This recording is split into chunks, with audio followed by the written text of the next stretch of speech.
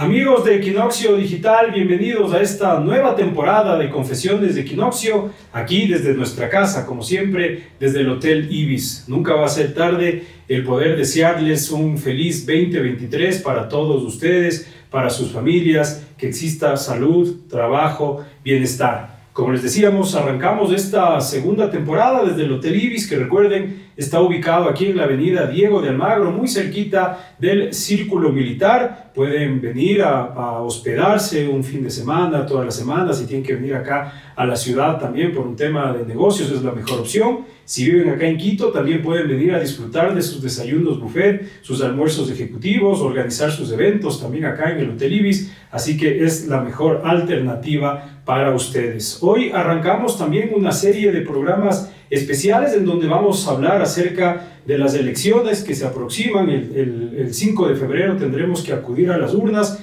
y uno de los temas que vamos a tener que decidir ese día es sobre la consulta popular que ha planteado el gobierno nacional.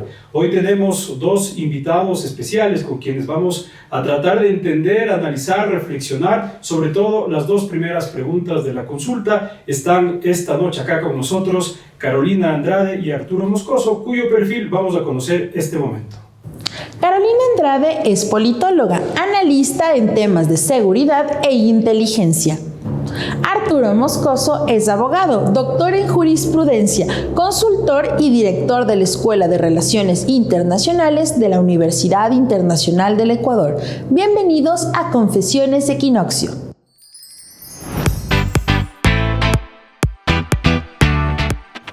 Muy bien, estamos entonces acá de regreso aquí en el Hotel Ibis, en nuestro Confesiones Equinoccio. Carolina, ¿cómo estás? Bienvenida, muchas gracias por aceptar la invitación. Hola Héctor, un gusto poder acompañarlos y un saludo también a Arturo. Arturo, bienvenido, muchas gracias. Gracias Héctor por la invitación, un saludo también a Carolina y a todos quienes nos miran, igual que sea un año mejor que el anterior. Muchísimas gracias, que así sea. Vamos a arrancar entonces rápidamente. Ahora les invitamos a ver un pequeño clip cortito en el cual vamos a contarles de qué se tratan, como les decíamos, la pregunta 1 y la pregunta 2 de la consulta popular.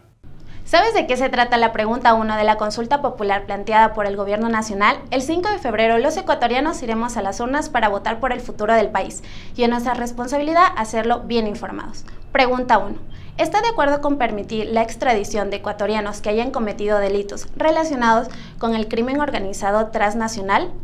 La Constitución prohíbe la extradición de ecuatorianos sin importar el delito que hayan cometido. Esto incluye aquellos relacionados con el crimen organizado transnacional como el narcotráfico, tráfico de armas, trata de personas y tráfico de migrantes. Por ello, con esta pregunta se busca que los narcocriminales sí sean extraditados.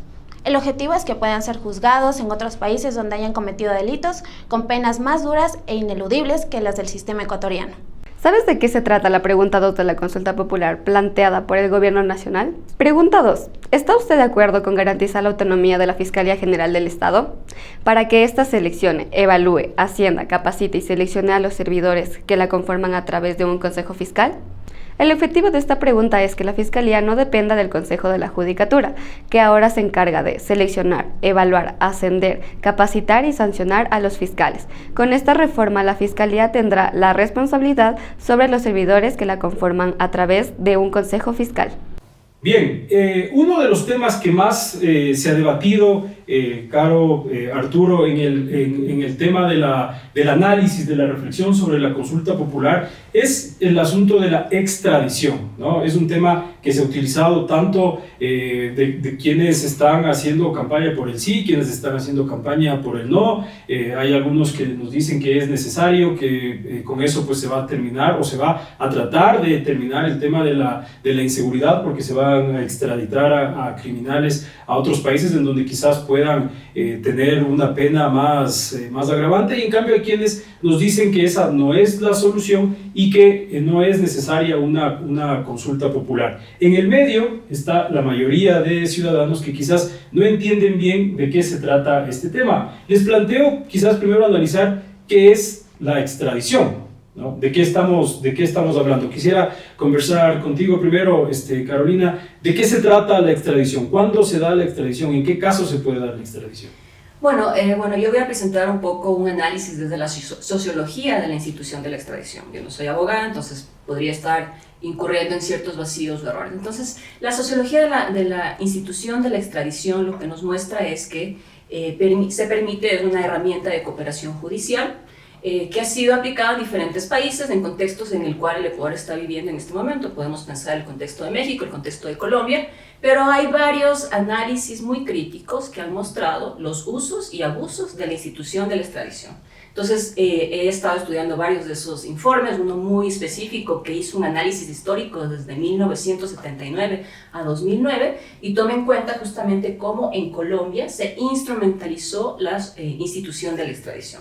Obviamente, en otro contexto, en el contexto en el que en Colombia ya tenían identificados quiénes eran los cabecillas de los principales cárteles del narcotráfico, la policía ya había adelantado un trabajo adecuado para saber cuáles eran esas estructuras y de forma de fortalecer la cooperación, en este caso con Estados Unidos, a nivel judicial, se planteó nuevamente, a partir de lo que ya existía, un tratado que estaba ahí desde 1879, pero que todavía no había sido, ¿no es cierto?, aplicado realmente. Entonces comienza una especie de pugna interna entre las instituciones, ¿no?, donde involucra la parte de gobierno, la parte de la Corte Suprema de Justicia, los actores criminales y los actores políticos. Finalmente, ese instrumento se convierte en una forma, ¿no es cierto?, de negociación en contra de los criminales para buscar llevarlos a que paguen una pena, entre comillas, mucho más fuerte en Estados Unidos. Y lo digo entre comillas porque la evidencia que presenta este informe es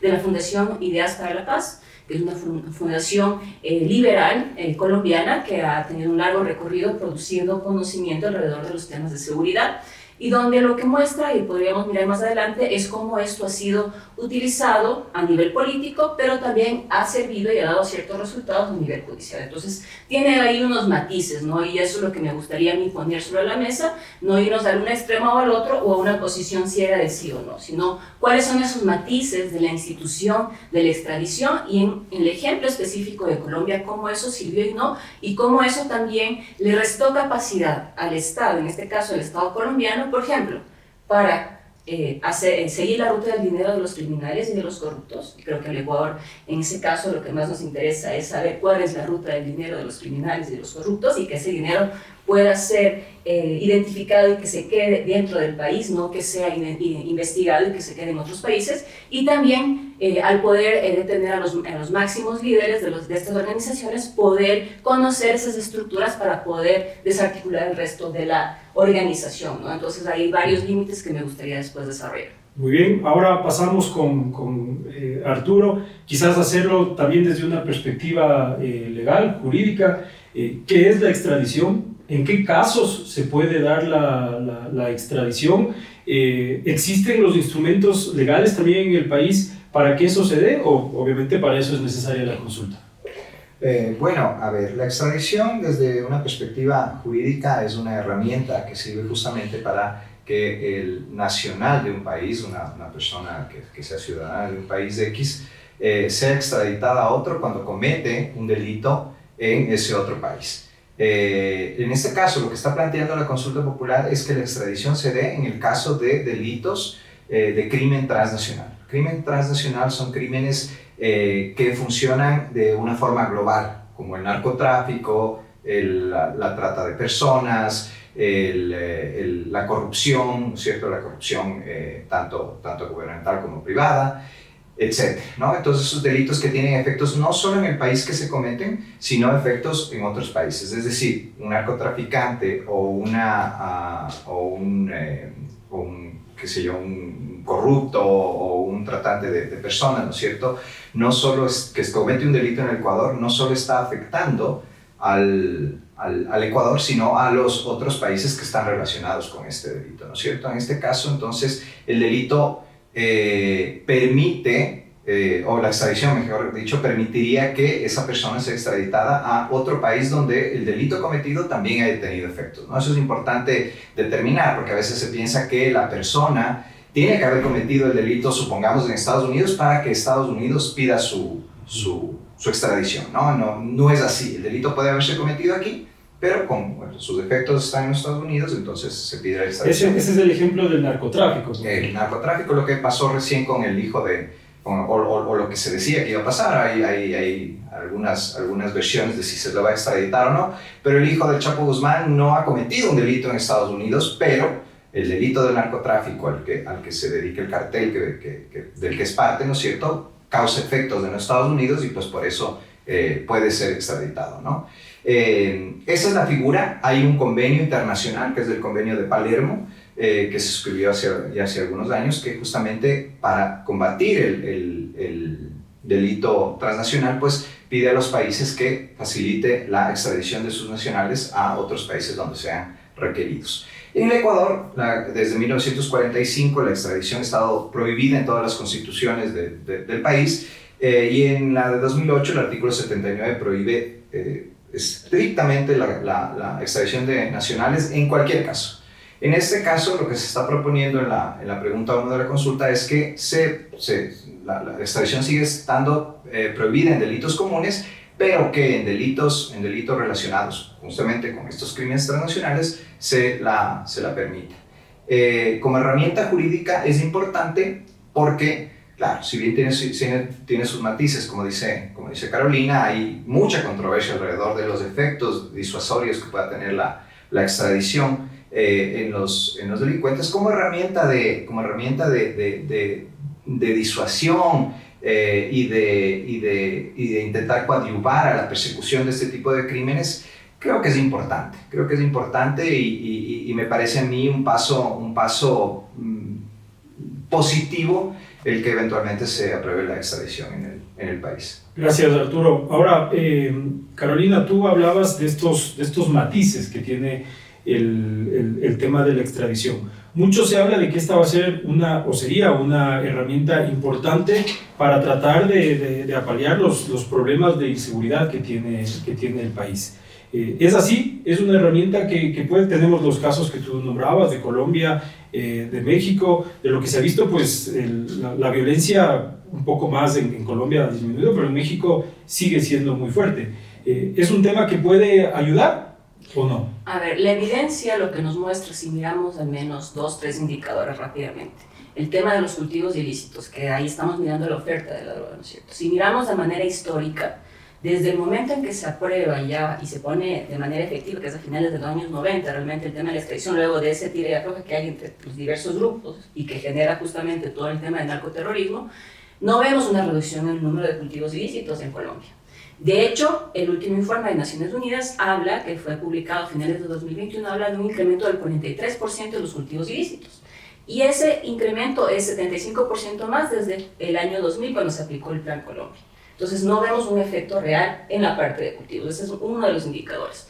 Incluso de la época de Pablo Escobar, el informe habla de un incremento del 400% de los cultivos. Es decir, Colombia está en sus niveles inundado de cultivos ilícitos de coca, lo cual explica mucho el aumento de las incautaciones en Ecuador. Por otro lado, si miramos en cambio el histórico de las muertes violentas en Colombia, tampoco vemos un antes y un después en la aplicación de esto. ¿En qué ha servido esto? Poniendo un poco para matizar y contrastar, ¿no es cierto? Como habíamos mencionado, en un inicio, ustedes recordarán ese episodio de los extraditables, que es un movimiento que conformó a Pablo Escobar. Un grupo, ¿no es cierto?, una organización política, social de diferentes líderes, de organizaciones que les permitió unirse a todos estos líderes que eran todos uno contra otros y que buscaban aniquilarse, para tener una posición política y generar presión ante la Corte Suprema la Corte Suprema de Colombia y diferentes actores, ¿no?, para evitar eso, y se da también la toma de la Corte Nacional de Justicia y un sinnúmero de episodios muy terroríficos que suceden en Colombia.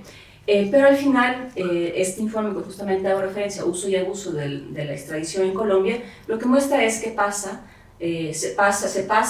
hay una evolución durante estos años, durante los años 2000 al año 2009, o finales de los 90 al 2009, una evolución de esa frase que todos debemos de recordar, que se dice: prefiero morir en Colombia que pasar en un calabozo de Estados Unidos. Se pasa de esa frase a prefiero negociar con las autoridades estadounidenses a tener que pagar una pena en Colombia. ¿Por qué?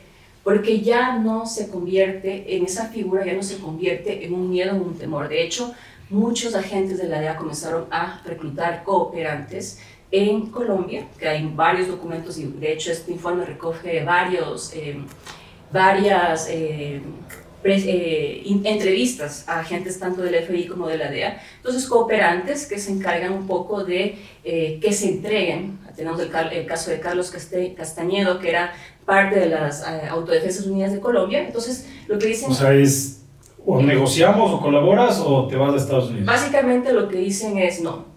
Queremos que te entregues, que te declares culpable, y vamos a negociar una pena, que es un mecanismo de cooperación, podríamos decir, en este caso, de cooperación, de un acuerdo de cooperación con las autoridades, que se convirtió en una práctica bastante utilizada para reducción de penas, para, sobre todo, que estos grandes líderes entreguen información a las autoridades estadounidenses y las autoridades estadounidenses puedan realizar otro tipo de investigaciones dentro de la organización.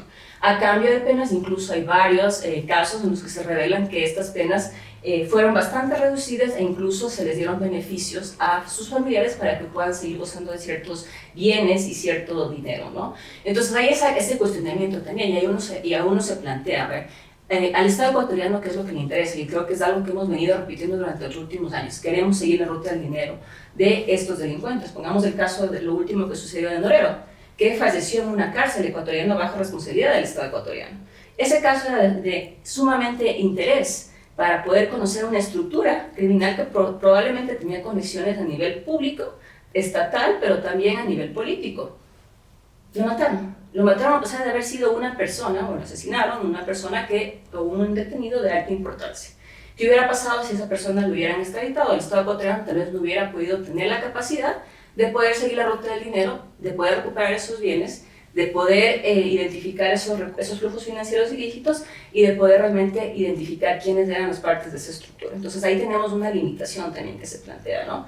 Claramente permite en cambio al Estado en este momento como una estrategia de negociación con estos actores porque se pueden identificar y la mayor parte van a cumplir las condiciones, o sea, no es que no vamos a tener actores que puedan tener esa calificación de extraditables, porque van a estar involucrados en delitos transnacionales, bien lo mencionaba Arturo, ¿no? Y el tema de los flujos financieros ilícitos, que no solamente es lavado de dinero, lavado de activos, de acuerdo a las legislaciones de cada país, pero también está el tema de evasión tributaria, fraude fiscal, el tema de corrupción, etc. Entonces, todo eso son delitos transnacionales que no ocurren en una jurisdicción específica, sino que tienen sus conexiones en diferentes países.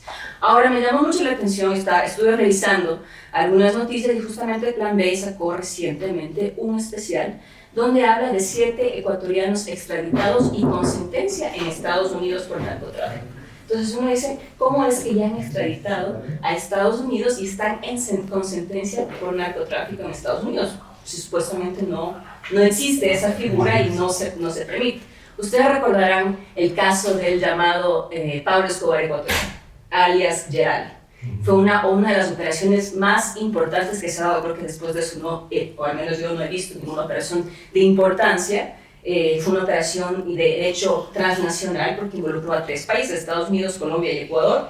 La operación Sol Naciente, que sucedió en abril de 2017, que determinó justamente que esta persona sea, mientras fue detenido en Colombia, se dio de manera simultánea una operación también en Ecuador, en Esmeraldas y en Manabí. Se le dio la detención de 11 personas más, incautación de cerca de $20 millones en efectivo. Aparte de eso, él manejaba entre 200 a 300 millones de dólares, que después fue extraditado. Hubo de hecho 26 abogados que trataron de evitar esta extradición desde Colombia a Estados Unidos y finalmente en este momento se encuentra pagando una pena. Uno de los casos que está mencionado en este especial de Plan B, y creo que es uno de los más emblemáticos porque nos muestra justamente que ya existe, de hecho los narcotraficantes saben que pueden ser objeto de esta situación, porque ya son 7 casos y de hecho el informe menciona 7 casos ya que fueron extraditados, que tienen sentencia en Estados Unidos, y aparte de eso habla de otros casos que están en proceso, que más o menos son unos 10, 12 casos, y otros que están todavía en identificación de dónde están localizados estos actores. Muy bien, vamos a seguir conversando sobre este tema tan interesante, sobre la consulta popular y tratar de llevarles a ustedes, obviamente, todo el análisis, toda la reflexión para que puedan tomar una decisión informada. Antes de seguir, déjenme saludar nuevamente al Hotel Ibis que nos acoge en esta segunda temporada de Confesiones de Equinoccio. Recuerden que está ubicado acá en la Diego de Almagro, muy cerca del Círculo Militar. Pueden venir, degustar sus desayunos ejecutivos, su pan francés, que ya lo vamos a probar también acá, traído directamente desde Francia, los desayunos, almuerzos y hospedarse también cuando vengan acá a la capital. Y si están aquí en Quito, pues también pueden escaparse un fin de semana del ruido y quedarse acá también en el Hotel Ibis. Así que esta es nuestra casa, la Casa de Confesiones de Equinoccio. Para seguir analizando el tema jurídico, Arturo, te pregunto, ¿por qué es necesaria que se incluya esta pregunta en la consulta popular para que haya la extradición? ¿Es necesario que sea que el pueblo, que la gente decida? ¿No era posible un cambio de otra manera?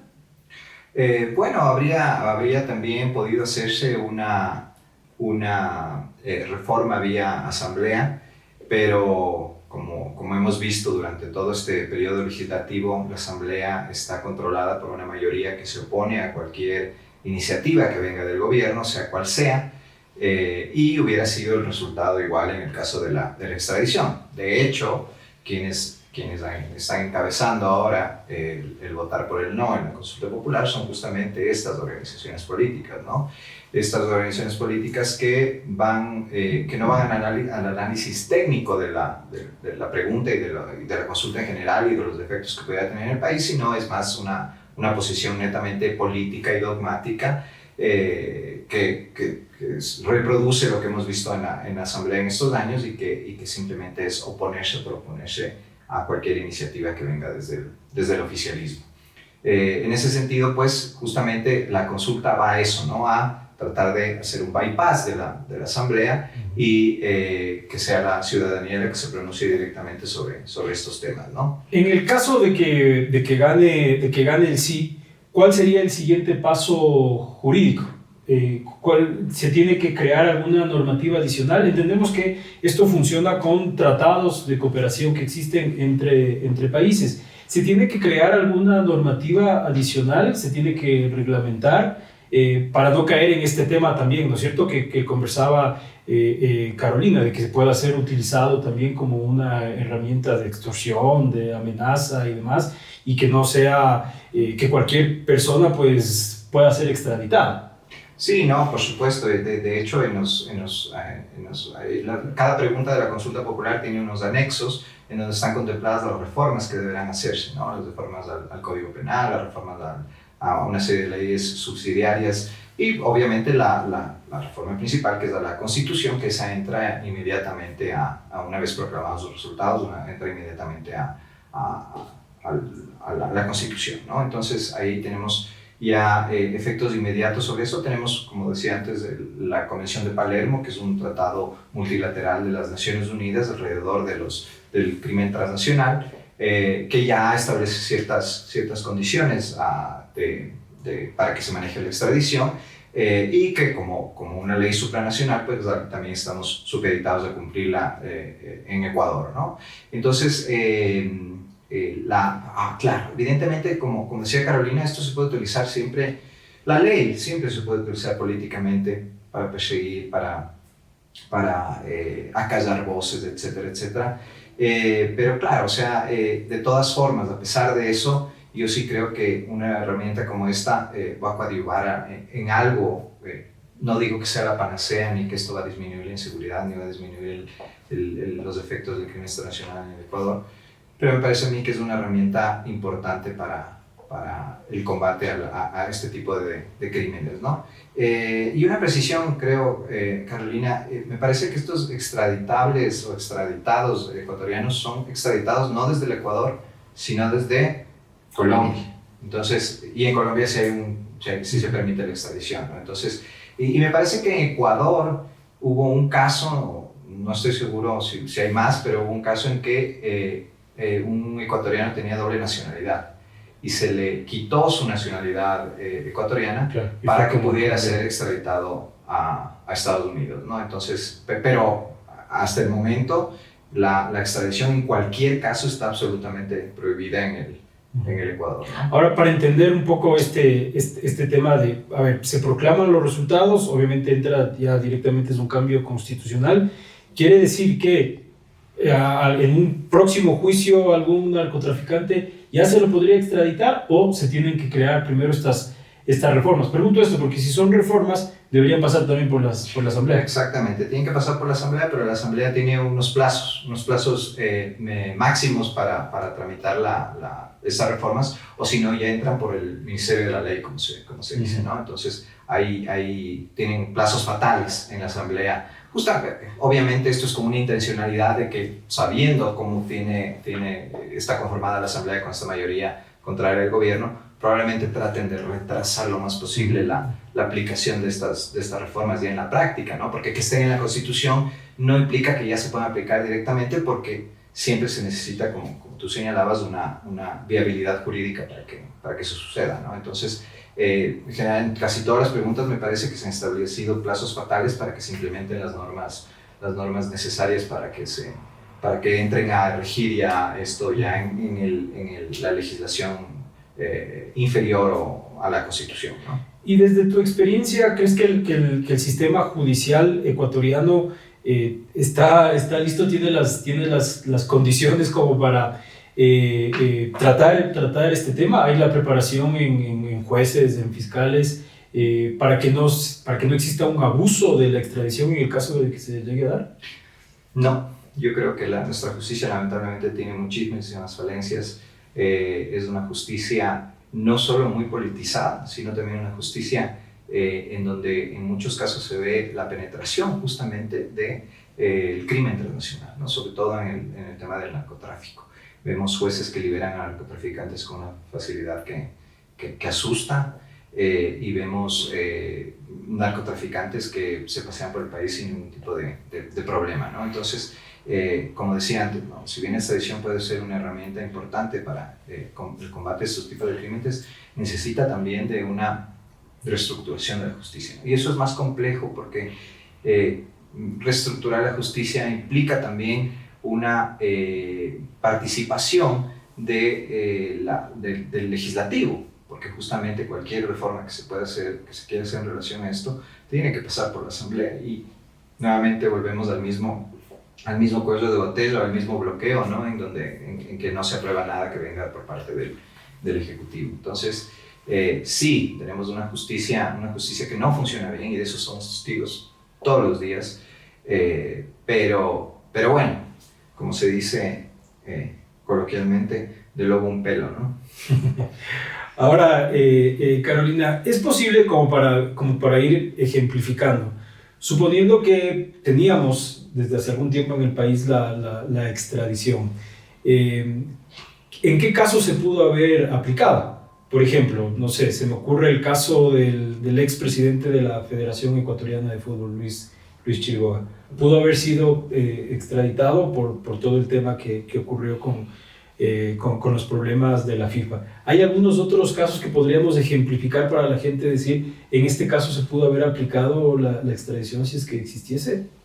Bueno, creo que sí, hay varios que están ahí que pudieron haber sido parte de esta institución. El caso que mencionas, pero también el caso de Norero que estaba mencionando, que creo que eso nos debería llamar a todos la atención, que básicamente estuvo bajo responsabilidad del Estado y lo asesinaron en la cárcel sin conocer realmente quién era esa estructura, cuál era la estructura que estaba detrás. Y eso muestra mucha complicidad a diferentes niveles, porque eso no pasa al azar, y mucho menos cuando era un objetivo de tanto interés político, ¿no?, en el país. Y bueno, tuvimos también varios líderes, de hecho dentro de la estructura del denominado Pablo Escobar ecuatoriano, alias Giral, que se encuentra en este momento pasando una pena en Estados Unidos, una sentencia. Fito era parte de su estructura de seguridad, que es quien se encuentra en este momento, ustedes saben, en las cárceles del país. Entonces, sí, es una herramienta judicial, no aborda los temas de fondo, porque no aborda lo que realmente pasa en el sistema de justicia, tampoco aborda la necesidad de que el Estado invierta en capacidades especiales para la policía, a nivel de investigación y a nivel de inteligencia, no aborda eso. Tampoco está abordando, ¿no es cierto?, Temas como de fondo, creo que si tuviéramos que hacer un checklist de todo lo que no hay que hacer en temas de seguridad, no porque lo diga yo, sino por lo que dicen los informes regionales, el Ecuador está haciendo todo lo que no debería hacer. O sea, hay informes que dicen, estas acciones, el aumento de penas, mayor presencia, solamente tener presencia en la policía y fuerzas armadas sin abordar los temas de fondo de la seguridad, sin abordar los temas sociales, sin realizar inversión a nivel de recuperar los territorios que le dan la base social del crimen organizado. Entonces sí, podemos extraditar, pero vamos a tener, por el otro lado, se va a seguir reproduciendo el delito, la violencia, nuevas estructuras, nuevas organizaciones, se extraditan a ciertas cabezas y esas cabezas se van a recomponer, porque el negocio está ahí. Son economías ilícitas, hay que verlo desde un negocio ilícito. Entonces, estas economías ilícitas no van a parar, van a seguir reproduciéndose, van a seguir cambiando de figuras, de rostros, de líderes, de responsables, y vamos a estar jugando un juego de nunca acabar. Puede ser un complemento a esto que tú mencionas, esta intención que también tenía el gobierno de incluir en la consulta popular, pero que la Corte Constitucional no le dio paso, el tema de cambiar las atribuciones de las Fuerzas Armadas. ¿Puede ser ese un complemento? Ahora se presentó el proyecto de ley y demás. ¿Es parte de ese complemento o tampoco es suficiente? No, o sea, esa reforma específicamente también va en la línea de militarizar el país, que justamente es una de las cuestiones más críticas, no solo a nivel de derechos humanos, sino también a nivel de las experiencias comparadas en los países de la región. Entonces no se lo ve como una salida a mediano y largo plazo. ¿Es mediáticamente rentable? Sí. Porque hay una presencia, podemos ver lo que han sido varias intervenciones durante el estado de excepción en Guayaquil, en sociovivienda, en Nueva Prosperidad, ya la policía 2-3 meses se va y no ha sucedido ni ha cambiado nada. Entonces, como decía, la base social que el crimen organizado recluta, forma escuelas de sicarios, recluta jóvenes a niños para que integren la base de las estructuras, la base que es la más expuesta a los niveles de violencia, la que tiene menos periodo de vida, que sabe que son 5 años los que puede estar dentro de la organización y después muere porque están más expuestos, y los que menos réditos económicos reciben, está ahí, está latente. Entonces podemos tomar muchas acciones a nivel de política criminal, y ese es uno de los errores que yo veo, que muchas veces queremos solamente enfocarnos en el tema de política criminal y no vemos la seguridad desde lo que la Constitución prevé, seguridad integral. Y ese término no es cualquier cosa, o sea, no es simplemente hablar de seguridad integral porque es bonito y porque es un término novedoso, no, es abordar los temas de fondo. Y estos informes regionales, hay uno que habla sobre cómo la inversión en prevención en jóvenes y en niños es mucho más rentable al Estado ahora para poder recuperar y evitar violencia y delitos a futuro, y que estos jóvenes se integren dentro de organizaciones criminales. Como decía, si solamente ponemos nuestra visión en la parte criminal penal, de sanción, de extradición, entonces sí, podemos estar haciendo un buen trabajo ahí, pero la base social va a seguir ahí, va a seguir reproduciéndose, va a seguir fortaleciéndose, y las economías ilícitas compiten con las economías lícitas. Entonces, si no hay una economía que permita generar opciones de vida, de futuro, incluso de muerte, a estas personas, porque incluso no tienen opción más de pensar en una forma de morir que eso, que trabajando 5 años en una organización criminal que les va a dar ciertos recursos para su familia o para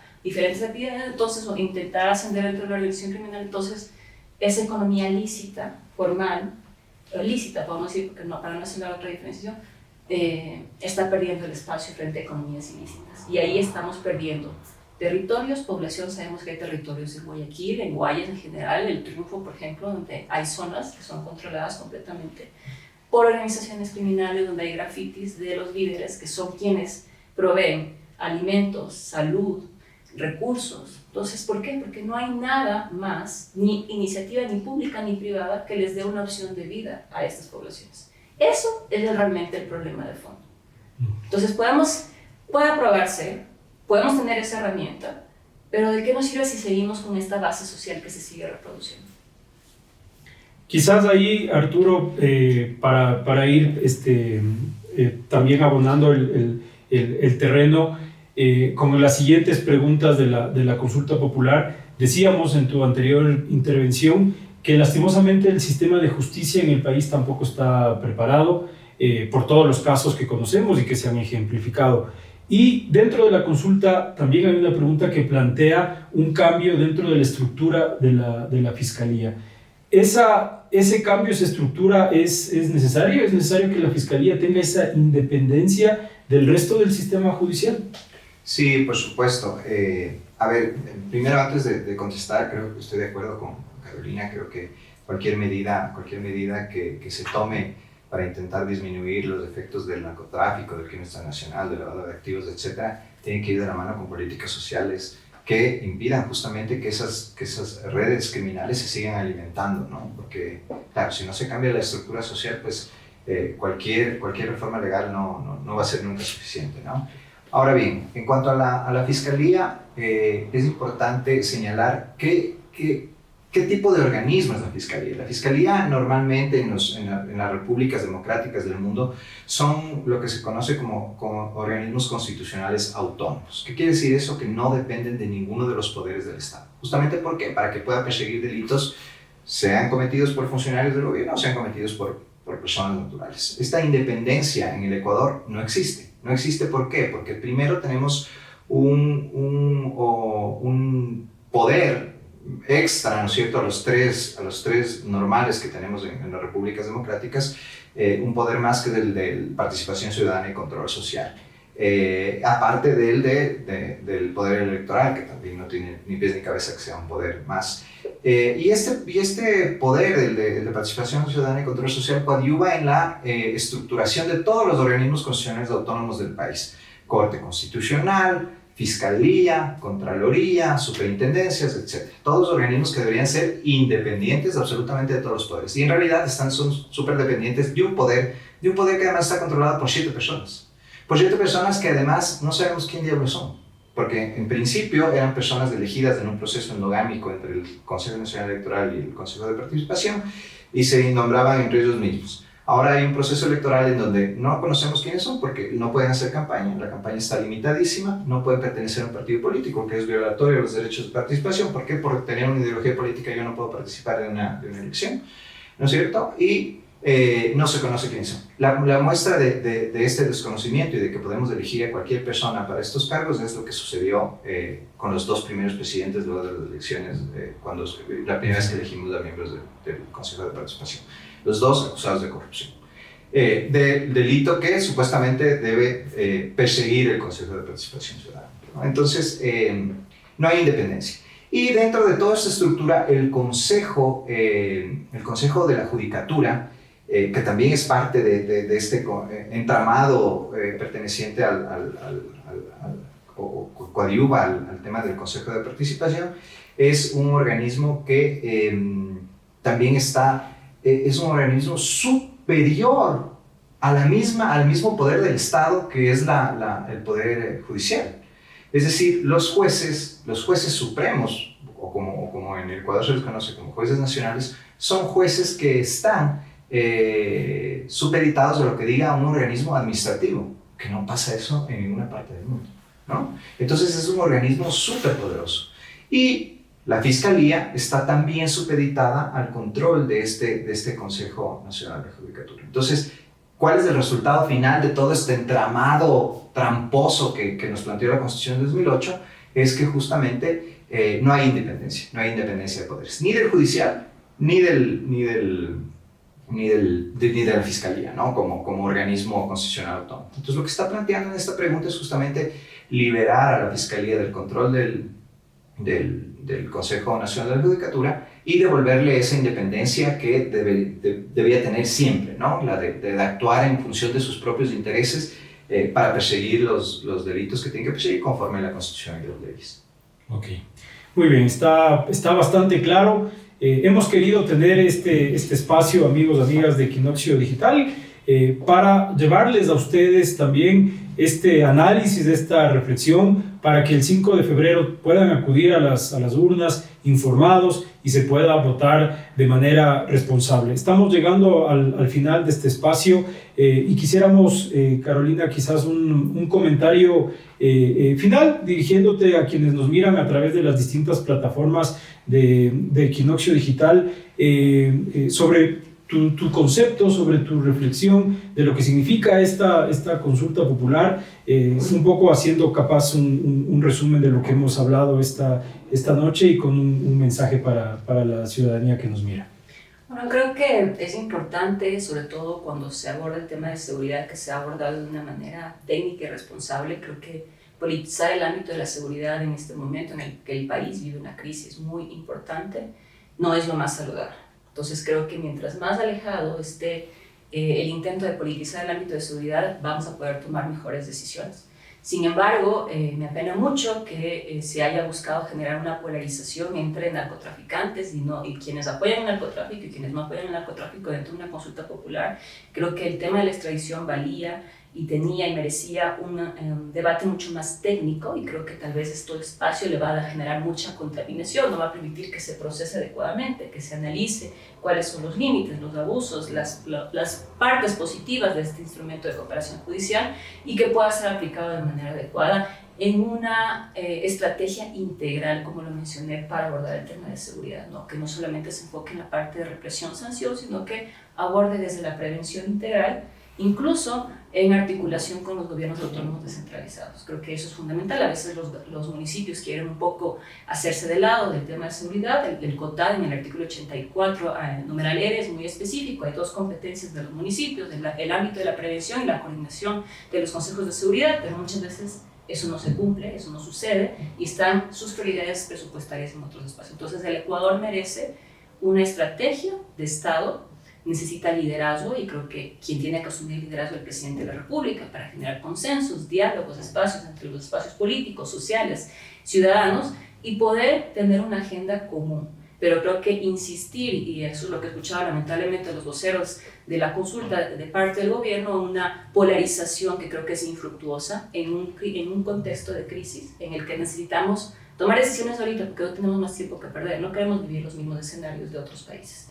Y estamos aún a tiempo, pero decisiones técnicas, responsables, y que convoquen a diferentes grupos de actores.